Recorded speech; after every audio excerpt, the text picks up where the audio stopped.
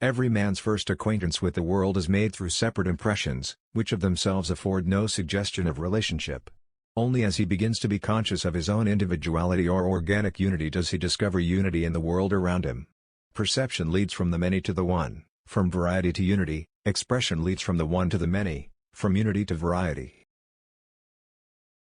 To gain the spiritual consciousness, to live as seeing the invisible, one must, first of all, be filled with a single, deep desire to know the truth. Without such an incentive, every attempt will prove vain.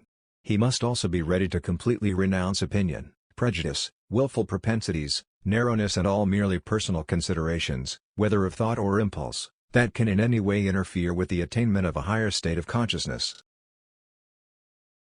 The mental soil, being thus purged, in a negative way, of those forces which impede, choke and dwarf the realization of spiritual ends, and being rendered receptive to truth, is ready for a fresh growth of emotions and thoughts.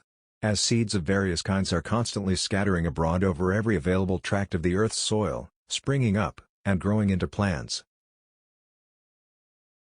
each according to its own species, so in the inner life, the same irresistible impulse of growth and propagation is encountered. Seed thoughts of every description are distributed broadcast throughout the realm of mind, and find lodgment in every unoccupied nook and cranny, but wherever the field is preoccupied by a vigorous growth, so that they are unable to take root, they perish. Whatsoever a man soweth, that shall he also reap. As the outer world of nature abhors a vacuum, so does the inner world of thought. Wherever a mental vacuum exists, thoughts of all descriptions rush in promiscuously to fill it. A horde of nondescript, ill-defined sentiments and impulses, mental weeds, is always ready to enter in and take possession of the undisciplined mind, run riot, and scatter ruin and desolation. Thoughts are seeds of emotions, and emotions dominate the world of psychic beings. Having, then, resolved to pursue the spiritual life, it only remains for us to discover the best means for its advancement.